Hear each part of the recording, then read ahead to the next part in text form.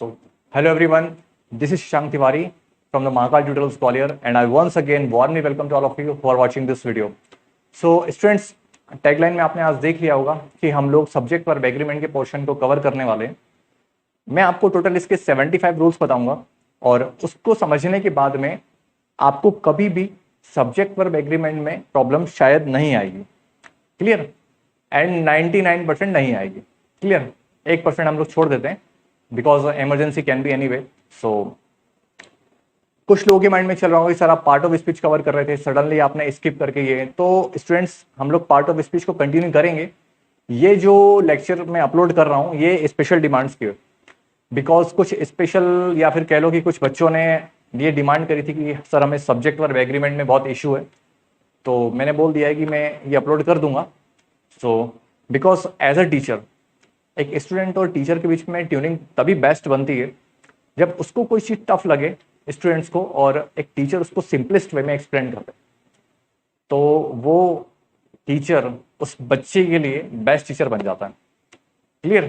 तो स्टार्ट करते हैं हमारा आज का वीडियो, ज़्यादा टाइम नहीं वेस्ट करेंगे। So first of all we will talk about what is subject verb agreement. Clear? ये सब्जेक्ट वर्ब एग्रीमेंट है क्या, पहले इसको समझते हैं, इसके बाद में इसके रूल्स की बात करेंगे। बिकॉज ये चीज एक बार समझ में आ गई ना तो आगे प्रॉब्लम नहीं आएगी। क्लियर? तो in the simplest way,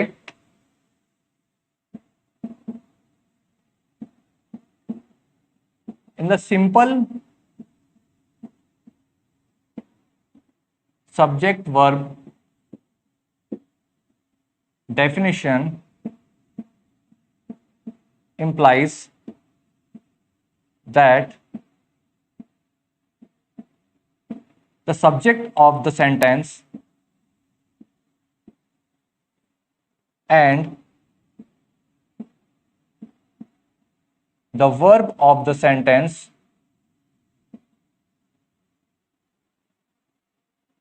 must be agree in number. Clear students?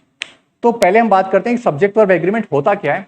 तो सब्जेक्ट वर्ब एग्रीमेंट में स्टूडेंट्स क्या होता है, इन द सिंपल डेफिनेशन में बात करिए कि किसी भी सेंटेंस में सब्जेक्ट के नंबर और पर्सन के हिसाब से वर्ब का प्रयोग करना कहलाता है सब्जेक्ट वर्ब एग्रीमेंट। क्लियर? यहां पे भी वही बात हो रही है।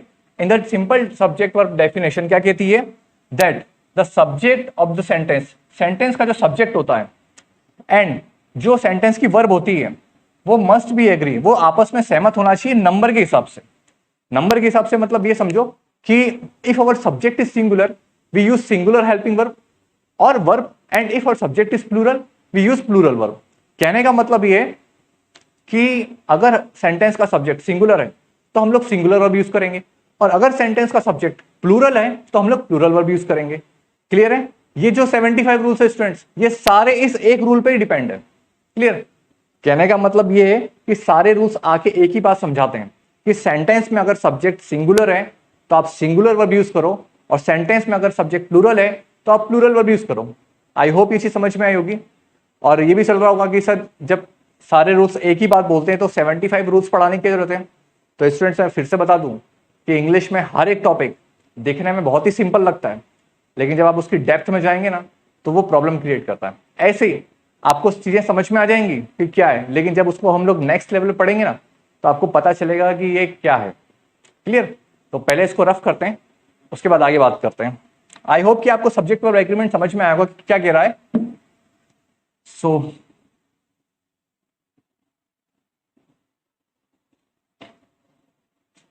आगे बढ़ने से पहले स्टूडेंट्स हम बात करते हैं कि सब्जेक्ट वर्ब एग्रीमेंट में सब्जेक्ट होता क्या है और वर्ब क्या होती है, यानी कि सिंगुलर सब्जेक्ट क्या होते हैं एंड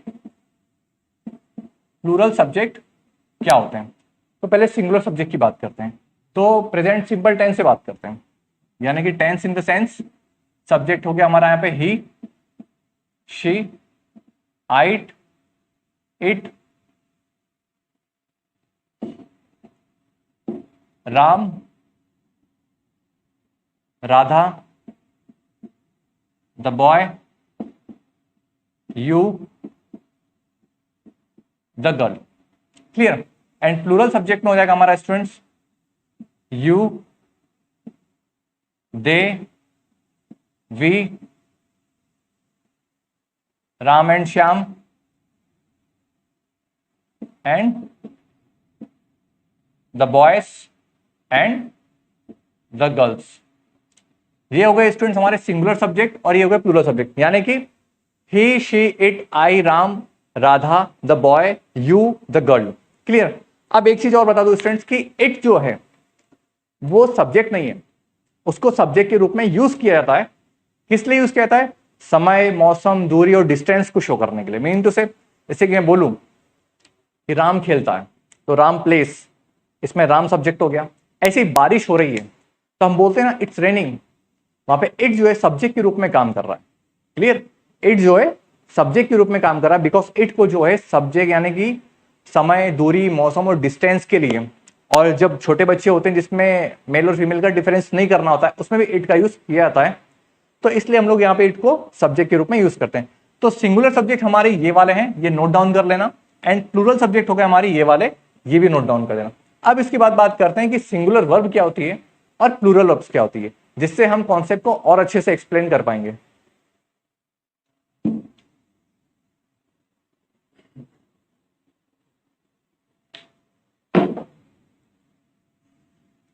सो स्टूडेंट्स अब बात करते हैं सिंगुलर वर्ब की और प्लूरल वर्ब की। तो सिंगुलर वर्ब की टेंस से स्टार्ट करते हैं। प्रेजेंट सिंपल में कौन सी सिंगुलर वर्ब रहती है हमारी? डज। कंटिन्यूअस में कौन सी होती है? एम और इज। परफेक्ट में कौन सी होती है? हैज। पास्ट सिंपल में डिड रहती है, वो सब में कॉमन आती है। पास्ट कंटिन्यूअस में आती है हमारी वॉज। ठीक है, तो ये हमारी does, am, is, have, has, was, ये हमारी हो गई स्टूडेंट सिंगुलर वर्ब। और राइट्स, ईट्स, ये हो गई हमारी सिंगुलर। अब बात करते हैं प्लूरल वर्ब की। तो प्लूरल वर्ब क्या होती है स्टूडेंट्स? तो प्रेजेंट सिंपल से स्टार्ट कर दो कि डू, प्रेजेंट कंटिन्यूअस में आती है आर, प्रेजेंट परफेक्ट में आती है हमारी हैव, और पास्ट कंटिन्यूअस में आती है हमारी वर। क्लियर। और राइट और ईट, ये हो गई हमारी कौन सी? Plural verb. अब यहां पे एक चीज याद रखना, जो भी प्लूरल वर्ब होती है उसको याद करने जरूरी नहीं कि हेल्पिंग वर्ब भी स्टूडेंट्स प्लूरल वर्ब हो। जो मेन वर्ब होती है उसको भी वर्ब के अंदर ही माना जाएगा। यानी कि जब हम सब्जेक्ट वर्ब एग्रीमेंट को पढ़ेंगे तो जरूरी नहीं कि हमारे पास जो भी क्वेश्चन आएगा वो किससे रिलेटेड आएगा, हमारा सब्जेक्ट वर्ब एग्रीमेंट में हेल्पिंग वर्ब से रिलेटेड नहीं आएगा, वो मेन वर्ब से रिलेटेड भी आ सकता है। तो आपको पता होना चाहिए कि सिंगुलर वर्ब क्या होती है और प्लूरल वर्ब क्या होती है। अब एक चीज और बात करते हैं यहां पे कि noun plus S oblique E S oblique I S, ये तो होता है स्टूडेंट्स प्लूरल नाउन। क्लियर। जब भी नाउन होगा, फॉर एग्जांपल के लिए बॉय प्लस एस लगा दिया तो क्या हो गया? बॉयज। तो ये बन गया प्लूरल। ये यहां पे सिंगुलर था, यहां पे प्लूरल बन गया। अब आगे बात करते हैं, ऐसे ही जब verb plus S oblique E S oblique I E S होता है तो वो होती है सिंगुलर वर्ब। कौन सी होती है? Singular verb. यानी कि यहां पे राइट लिखा था, हमने एस लगा दिया तो क्या हो गया? वो सिंगुलर वर्ब बन गई। क्लियर। और जब वर्ब की first form as it is रहती है तो वो प्लूरल की कैटेगरी में आती है। यानी कि अगर यहां पे राइट लिखा है, जैसे कि मैं मान लूं कि WRITE, ये राइट लिखा है, तो स्टूडेंट्स ये एज इट इज है, यानी कि ये वर्ब की जो फर्स्ट फॉर्म होती है ये प्लूरल की कैटेगरी में आती है। और जब हम सब्जेक्ट वर्ब एग्रीमेंट को रूल्स पढ़ना स्टार्ट करेंगे तो ये जो है प्लूरल का काम करेगी। आई होप यहां तक समझ में आया होगा आपको। अब स्टार्ट करते हैं इसके rules one by one. So students अब बात करते हैं हम लोग सब्जेक्ट वर्ब एग्रीमेंट के रूल्स की। क्लियर। टोटल 75 रूल्स हैं। इसके अंदर सिंपल रूल भी आएंगे, मीडियम रूल भी आएंगे और टफ रूल भी आएंगे। क्लियर। तो सिंपल से टफ की ओर चलेंगे हम लोग। क्लियर। तो पहला रूल क्या कहता है स्टूडेंट्स की अगर किसी सेंटेंस का सब्जेक्ट, क्लियर, अगर किसी सेंटेंस का सब्जेक्ट एक सिंगुलर नाउन है तो हम लोग सिंगुलर वर्ब का यूज करेंगे। Clear. Let's take an example, उससे और अच्छे समझ में आएगा। फॉर एग्जांपल के लिए Mohan is reading. Clear. Mohan पढ़ रहा है। अब किसी भी सेंटेंस में स्टूडेंट सब्जेक्ट वर्ब एग्रीमेंट क्या कहता है कि सेंटेंस के अंदर सब्जेक्ट का जो नंबर है वो जैसा भी होगा उसके हिसाब से वर्ब लगेगी। क्लियर? तो यहाँ पे सब्जेक्ट कैसा है हमारा? मोहन। और मैंने आपको प्रीवियस वाले वीडियो में बताया भी था कि किसी भी सेंटेंस में सब्जेक्ट को आइडेंटिफाई करने की ट्रिक क्या है, व्हाट और हु क्वेश्चन करो, अपने आप मिल जाएगा आंसर। तो हु इज रीडिंग, आंसर मिलेगा मोहन इज रीडिंग, तो ये हो जाएगा हमारा सब्जेक्ट। क्लियर? और मोहन है कैसा है स्टूडेंट? मोहन है सिंगुलर। इसके हिसाब से हमारी वर्ब लगी ये वाली, जो कि इस थी हमारी singular verb. Clear? I hope कि ये चीज समझ में आई होगी आपके कि अगर किसी सेंटेंस का सब्जेक्ट सिंगुलर होगा तो वर्ब सिंगुलर रहेगी। अब नंबर में कंफ्यूजन हो तो ना, क्लियर? कहने का मतलब है कि बहुत से स्टूडेंट्स नंबर में कंफ्यूजन आते हैं, तो स्टूडेंट्स बता दूं कि इंग्लिश में दो ही नंबर होते हैं, सिंगुलर एंड प्लूरल। क्लियर? और हिंदी में भी दो होते हैं, एक वचन और बहुवचन। संस्कृत में तीन होते हैं बस, एक वचन, द्विवचन, बहुवचन। तो इंग्लिश के हिसाब से हम बात करेंगे तो सिंगुलर और प्लूरल में ही बात होगी यहाँ पे। क्लियर?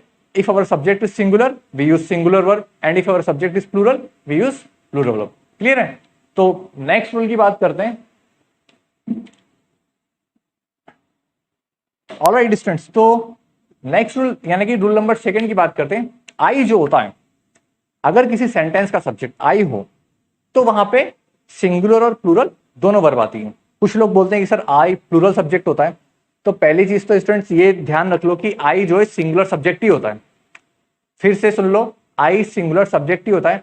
केवल कुछ स्पेशल केसेस में, यानी कि प्रेजेंट सिंपल के टेंस में और प्रेजेंट परफेक्ट के टेंस में, परफेक्ट टेंस में और परफेक्ट कंटिन्यूस भी जाता है उसके अंदर, तो उसके अंदर आई को प्लूरल की तरह ट्रीट किया जाता है। क्लियर है? आई को प्लूरल की तरह ट्रीट किया जाता है। और पास्ट सिंपल टेंस भी ऐसे ही हमारा। तो आई है तो सिंगुलर ही, और ज्यादा वेरीफाई करना है तो खुद से बात कर लो यार कि मैं पढ़ रहा हूं। ठीक है, आई एम रीडिंग। तुम क्या हो? तुम सिंगुलर हो या प्लूरल हो? सिंगुलर ही हो ना, तो आई को प्लूरल मत समझना। कुछ स्पेशल केसेस में उसको क्या करते हैं, प्लूरल की तरह ट्रीट करते हैं। तो let's take an example. I am happy. ठीक है, मैं खुश हूं। ये हमारा सिंगुलर सब्जेक्ट है और ये हमारी सिंगुलर वर्ब है। क्लियर? अब एक और एग्जांपल लेते हैं। आई वॉज देयर, मैं वहां था। ये हमारा सिंगुलर सब्जेक्ट है और ये होगी सिंगुलर वर्ब। क्लियर? नेक्स्ट बात करते हैं। आई हैव अ पेन, मेरे पास पेन है। हैव जो हमारी प्लूरल वर्ब आती है, लेकिन यहाँ पे होना और पढ़ना वाले काम के बारे में बात हो रही है। ऐसे एक और एग्जांपल और लेते हैं। I have been working here since 1990। ठीक है, मैं यहाँ पे 1990 से काम कर रहा हूं। तो हैव बीन लगा, आई के साथ में कौन सी वर्ब लगा दी? प्लूरल वाली लगा दी। क्लियर है? तो आई होप कि ये चारों एग्जांपल देखिए आपको समझ में आएगा कि आई के साथ में हम लोग सिंगुलर वर्ब भी लगा सकते हैं और प्लूरल वर्ब का भी यूज कर सकते हैं। क्लियर है? रूल नंबर 2 हमारा फिनिश हो गया। नेक्स्ट बात करते हैं हम लोग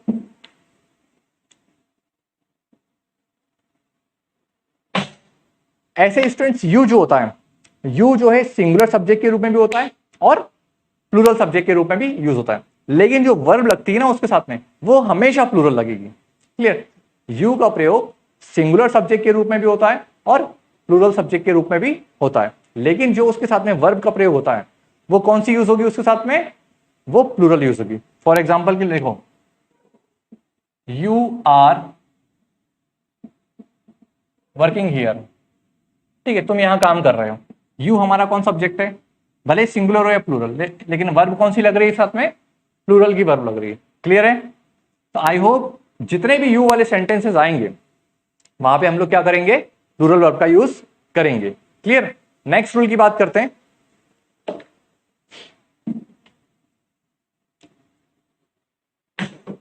तो स्टूडेंट्स नेक्स्ट रूल की बात कर रहे हैं, तो ये सबसे मजेदार है। अब थोड़ा थोड़ा मीडियम पे आएंगे तो सपोजिशनल सेंटेंस और कंडीशनल सेंटेंस, इसके बारे में बात करते हैं। तो पहले समझ लो कि सपोजिशनल सेंटेंस होता क्या है और कंडीशनल सेंटेंस क्या होते हैं।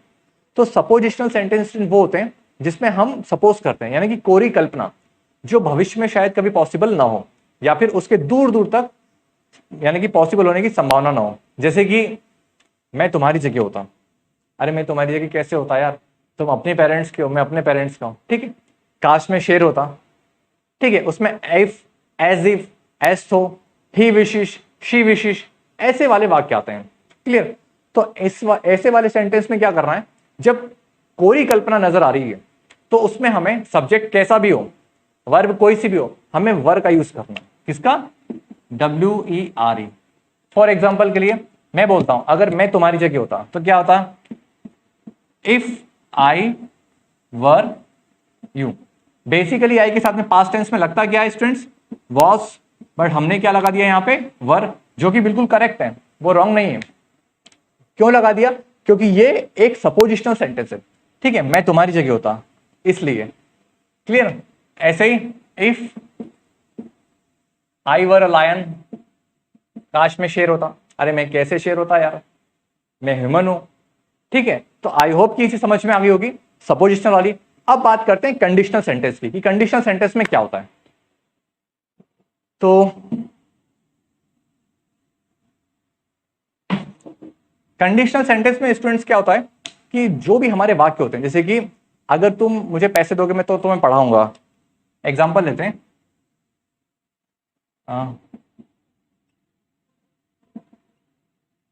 If you give me money I will teach you. ठीक है, अगर तुम मुझे पैसे दोगे तो मैं तुम्हें पढ़ाऊंगा। अब यहां पे इफ वाला जो वाक्य है, यानी कि कंडीशनल, कंडीशनल को शो कर रहा है इफ।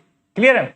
तो ऐसे वाले सेंटेंस में जब ये वाला वर्ड आता है तो इसके बाद में जो भी सब्जेक्ट होगा उसके हिसाब से वर्ब लगेगी। यानी कि अगर ये सिंगुलर है तो सिंगुलर वर्ब लगेगी, और अगर ये प्लूरल है तो वर्ब जो है प्लूरल लगेगी। क्लियर है? तो यहां पर यू क्या है? यू, मैंने बताया आपको, यू सिंगुलर भी होता है और प्लूरल भी होता है, लेकिन इसके साथ में वर्ब कौन सी लगती है? प्लूरल की, जैसा कि यहां पे दिया है, if you give me money. मैंने आपको बताया था, गिव माने देना लेना, सॉरी गिव माने देना, यानी मैंने आपको बताया भी था कि वर्ब की जो फर्स्ट फॉर्म होती है उसको प्लूरल फॉर्म की तरह ट्रीट करते हैं। तो ये if you give me money I will teach you, तो ये यू के साथ में कौन सी वर्ब लगी? प्लूरल की वर्ब लगी। क्लियर? ऐसे ही if he comes here I will teach him. Clear? अगर वो यहां पे आता है तो मैं उसको पढ़ाऊंगा। तो इफ के साथ में क्या लगा? यहां पे कंडीशनल वाला वाक्य हो गया हमारा ही, सॉरी इफ, और ये जो सब्जेक्ट है हमारा ही, इसके साथ में कम्स लगा है। क्लियर? यहां पे कम अगर होता तो वो प्लूरल वर्ब होती है, लेकिन यहां पे एस लग गया, जैसा कि मैंने आपको बताया भी था कि वर्ब के साथ में एस, ईएस और आईएस अगर लगता है तो वो कौन सी वर्ब हो जाती है? हमारी सिंगुलर वर्ब। तो यहां पे सब्जेक्ट हमारा ही जो है सिंगुलर है, इसलिए यहां पे कम्स लगा दिया, तो वर्ब कौन सी लगी? सिंगुलर। आई होप कि आपको सपोजिशनल और कंडीशनल सेंटेंस में अंतर समझ में आया होगा, और इसके बिहाफ पे आपको अपने क्वेश्चन एग्जाम में क्रैक करना है। क्लियर? फिर से बता रहा हूं, जो भी सपोजिशनल में कोई सी भी वर्ब आए आपको वर्ब का यूज करना है। कंडीशनल सेंटेंस में जो भी कंडीशनल वाला वर्ड होगा उसके बाद में जो भी वर्ड होगा, यानी कि ये यहां पे इफ लिखा है, अगर एज इफ होता, एज टू होता, तो उसके बाद में अगर जो सब्जेक्ट है उसके हिसाब से वर्ब लगाना। अगर वो सब्जेक्ट सिंगुलर है तो वर्ब सिंगुलर लगेगी, और अगर सब्जेक्ट प्लूरल है तो वर्ब हमारी प्लूरल लगेगी। क्लियर है? आई होप यहां तक समझ में आया होगा आपको। सो ऑलरेडी स्टूडेंट्स, अब बात करते हैं रूल नंबर 5 की, जिसमें हम बात करते हैं ऑप्टेटिव सेंटेंस की। ऑप्टेटिव सेंटेंस क्या होता है? जिसमें आपको बताया भी था कि जिसमें हम लोग विश करते हैं। ठीक है, जब हम सामने वाले के लिए अपने इच्छा से कोई गुड विशेष करते हैं तो, या फिर कोई विश करते हैं, तो उससे बोला जाता है ऑप्टेटिव सेंटेंस। और ऑप्टेटिव सेंटेंस अगर कोई होता है तो उसमें कौन सी वर्ब लगती है? सिंगुलर या प्लूरल? तो हमेशा याद रखना, जो भी ऑप्टेटिव सेंटेंस होगा वो हमेशा प्लूरल वर्ब को कैरी करेगा। फॉर एग्जाम्पल के लिए, लॉन्ग लिव आवर फ्रेंडशिप। ठीक है, and may you live long, and God save the people. तो यहां पे ये सारे क्या हैं स्टूडेंट्स? ऑप्टेटिव सेंटेंस है। और ये जो वर्ब लगा रहे हैं यहां पे, लॉन्ग लिव, ठीक है, ये जो है यहां पे ये प्लूरल वर्ब है, यानी कि वर्ब की फर्स्ट फॉर्म है। ऐसे ही मे यू लिव, ये भी हमारी वर्ब की फर्स्ट फॉर्म है। और ऐसे ही गॉड सेव द किंग, ये जो सेव है ये भी वर्ब की फर्स्ट फॉर्म है, इसलिए प्लूरल की कैटेगरी में आती है। तो ऑप्टेटिव सेंटेंस जहां पर भी दिखे स्टूडेंट्स आपको, वो आप क्या करना, उसमें प्लूरल की वर्ब भी लगेगी हमेशा, बस इतना याद रखना। क्लियर है? नेक्स्ट, एक चीज और ध्यान रखो इसमें कि ऑप्टेटिव सेंटेंस जो होता है कभी कभी उसमें मे जो है नहीं दिया रहता है, मे अंडरस्टूड होता है, इसलिए हम लोग उसको नहीं लिखते हैं। क्लियर है? तो थोड़ा सा इसको पहले रफ कर लेते हैं। नेक्स्ट रूल की बात करते हैं स्टूडेंट्स कि अगर किसी सेंटेंस में दो नाउन हो, फॉर एग्जांपल के लिए राम एंड श्याम, ठीक है, अगर किसी सेंटेंस में दो नाउन हो और वो एंड से जुड़े हुए हो तो हम लोग वर्ब जो लगाएंगे वो प्लूरल लगाएंगे। Ram and Shyam are coming, clear. यहां पे राम और Shyam, who are coming, Ram and Shyam, तो they both are subject, clear. तो राम हो गया हमारा और श्याम हो गया, ये दोनों क्या है, सब्जेक्ट। लेकिन ये जुड़े किससे, एंड से। तो है तो दो बंदे, जब दो हो गए तो प्लूरल हो गए, और प्लूरल हो गए तो कौन सी वर्ब लगेगी यहाँ पे, प्लूरल वर्ब, इसलिए हमने यहाँ पे लगाया आर, क्लियर। अब एक चीज याद रखना, हर एंड से जुड़ा हुआ होने वाला वाक्य, यानी कि जो भी एंड से जुड़े हुए वाक्य होंगे, जरूरी नहीं कि उसमें प्लूरल वर्ब ही आए, क्लियर, वरना आप एंड को देख के प्लूरल वर्ब लगा दो। आगे और भी इंटरेस्टिंग चीजें आने वाली हैं जहां पे सिंगुलर वर्ब लगेगी, फिर आपको देख के बड़ा मजा आएगा, ठीक है।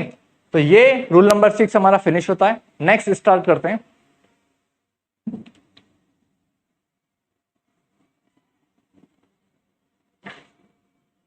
तो स्टूडेंट्स अब नेक्स्ट रूल की बात कर रहे हैं। तो अगर किसी सेंटेंस में, फॉर एग्जांपल के लिए, the principal and father is coming और आर कमिंग, यहां पे दो वर्ब लगाइए, यानी कि अगर किसी सेंटेंस में कोई नाउन हो और वो पॉजेसिव केस से स्टार्ट हो रहा हो, या फिर उसके पहले कोई आर्टिकल लगाओ, क्लियर। यानी कि अगर किसी सेंटेंस में कोई पॉजेसिव केस हो या फिर कोई आर्टिकल हो, तो उस केस में हमें क्या करना है, कौन सी वर्ब लगेगी, उसके बारे में बात करते हैं, ठीक है। तो यहां पे लिखा है द प्रिंसिपल एंड फादर, तो ऑब्वियसली दिखने में ये दो लग रहे हैं कि प्रिंसिपल भी है यार और फादर भी है, तो यहाँ पे आर आना चाहिए।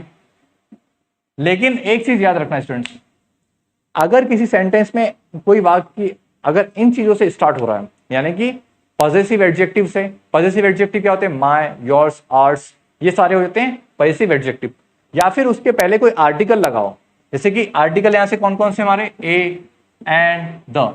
अगर कोई सेंटेंस में, कोई वाक्य में ए एंड द से कोई सेंटेंस स्टार्ट हो रहा है या फिर पॉजेसिव केस से स्टार्ट हो रहा है, तो वहां पे अगर एक बार लगा होगा आर्टिकल, तो समझ लेना कि वो एक ही व्यक्ति के बारे में बात हो रही है। यानी कि यहाँ पे आर्टिकल एक बार लगा है, द, दोबारा नहीं लगा है, तो एक ही व्यक्ति है जो प्रिंसिपल भी है और फादर भी है, इसलिए यहाँ पे क्या लगेगा, इज।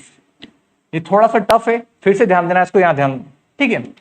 तो अगर किसी सेंटेंस में, यानी कि कोई भी ऐसा सेंटेंस जो पॉजेसिव एडजेक्टिव से स्टार्ट हो रहा है या फिर आर्टिकल से स्टार्ट हो रहा है, और अगर वो एक बार लगा है, तो याद रखना उसके साथ में सिंगुलर वर्ब लगाना, और अगर वो दो बार लगा हुआ तो वो दो अलग अलग व्यक्ति हो जाएंगे। सपोज करो अब यहां पे क्या होता है, the principal and the father, तो हम लोग क्या लिखते हैं, are coming, are coming, clear, क्योंकि यहां पे दो बार आर्टिकल लगा, इसलिए अगर एक बार लगा यानी कि वो एक ही व्यक्ति है, एक ही व्यक्ति है जो प्रिंसिपल और फादर है, यानी कि एक बार लगा है आर्टिकल, इसलिए। अगर यहाँ पे दो बार लगे होते तो वो दोनों अलग अलग व्यक्ति होते हैं, क्लियर, दो अलग अलग व्यक्ति होते तो आर लगता, यानी कि प्लूरल वर्ब लगती, क्लियर है। आई होप यहाँ पे आपको चीजें समझ में आई होंगी। ऐसे ही स्टूडेंट्स कभी कभी कोई एडजेक्टिव से सेंटेंस स्टार्ट हो रहा है तो भी वहां पे सेम रूल अप्लाई होगा। फॉर एग्जाम्पल के लिए बात करते हैं,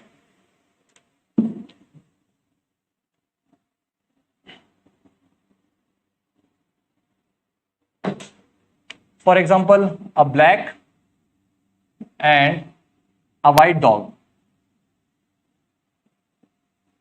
fill in the blanks there, ठीक है, अ black and a white dog, fill in the blanks there। अब यहां पे आप लगाओ, क्या लगेगी वर्ब। मैंने आपको रूल बता दिया है कि अगर पॉजेसिव एडजेक्टिव हुआ या फिर आर्टिकल हुआ, इनसे अगर कोई वाक्य स्टार्ट हो रहा है, तो अगर एक बार चीजें लग रही है तो यानी कि एक ही व्यक्ति है या व्यक्ति वस्तु हुआ है, या फिर दो बार लग रही है तो वो दो होंगे। तो यहां पे अ ब्लैक आर्टिकल एक बार लगा है एंड अ व्हाइट दो बार लगे, यानी कि दो कुत्ते वहां पे, तो a black and white dog are there. अगर सपोज करो यहां पे क्या होता, a black and white dog, तो वहां पे क्या होता, इज या फिर was, because they both are singular verb, क्योंकि ये दोनों सिंगुलर वर्ब है। हम इज और वॉज दोनों कुछ भी लगा सकते हैं, जो भी हमारे एग्जाम में दिया रहेगा। तो ये चीज आपको याद रखनी है कि अगर कोई ऐसा सेंटेंस जो पॉजेसिव एडजेक्टिव से स्टार्ट हो रहा है या फिर आर्टिकल से स्टार्ट हो रहा है, तो अगर वो एक बार लग रहा है यानी कि एक बंदा है, अगर वो 2 बार लग रहे हैं तो 2 बंदे, और 2 बंदे यानी कि प्लूरल वर्ब लगेगी। क्लियर है? कहीं कंफ्यूज मत होना, सिंपल सी ट्रिक है। एक बार आर्टिकल लग रहा है एक व्यक्ति है, 2 बार लग रहे 2 व्यक्ति, और 2 लगे यानी प्लूरल हो गया। क्लियर? तो यहाँ पे स्टूडेंट्स आज का वीडियो हम लोग फिनिश करते हैं, बिकॉज ये ज्यादा लंबा हो जाएगा। नेक्स्ट वीडियो में बाकी के जो रूल्स हैं उनको कवर करेंगे। और एक लास्ट में रिक्वेस्ट सभी से कि अगर ये वीडियो पसंद आए तो प्लीज प्लीज प्लीज चैनल को सब्सक्राइब करें, लाइक करें, अपने फ्रेंड्स के साथ में, जानने वालों के साथ में, स्टूडेंट के साथ में शेयर करें बच्चों। टिल देन सभी को बाय बाय, गुड नाइट, जय श्री महाकाल बच्चों। Stay home, stay safe.